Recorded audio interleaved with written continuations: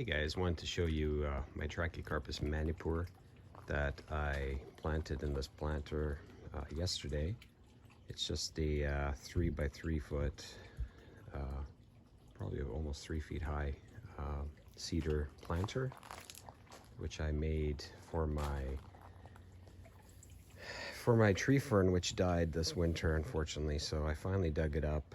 There were no new fronds coming up. And I was surprised that the root system of the tree fern had enveloped the entire planter. And it was only a foot high tree fern, so it had a huge root system. So I was quite surprised it died. But I had this Trachycarpus Manipur planted in the back of my yard last year, and the winter really beat it up. We had a really cold winter. It got down to minus 10 Celsius here. And it was at least 2 weeks below freezing, so it was really unusual cold winter for us, for our zone, which is 8B/9A, Bowen Island, British Columbia, Canada. We were out of the country, so I couldn't protect any of the palms. And this palm, the Trachycarpus Manipur, looked like hell. All the fronds on it were brown. I thought it was a goner. So what I did is I dug it up from its spot in the back, and I put it in a pot. And I didn't want to throw it out quite just yet because I had hope that it may bounce back.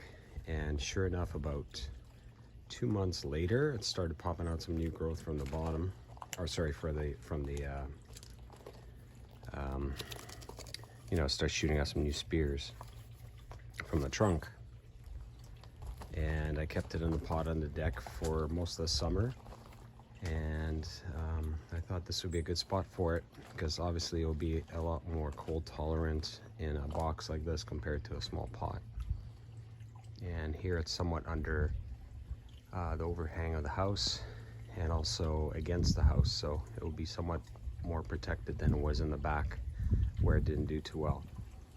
Now these guys are fairly cold tolerant, but in my opinion not as cold tolerant as the Trachycarpus fortunei. So if it gets really cold again, I'm able to protect it here in this site. But it's a very beautiful palm, and if you look at the back side of the fronds, it's got this nice powder blue kind of sheen to the fronds. And it's also got this fuzz on the emerging fronds and on the petioles that persists. This little telltale fuzz is very characteristic of a Manipur. So if you look back here, you can see the kind of the blue sheen to the back of the fronds, and the very stiff fronds also, and much larger than a Trachycarpus fortunei. So we'll see how it does here. Hopefully it will do well throughout this winter. Hopefully it won't be another crazy cold winter like we had last year. Normally we don't get much below 0 Celsius here. Last winter was a doozy. So Trachycarpus Manipur. Hope you guys are having a great day. Thanks for watching.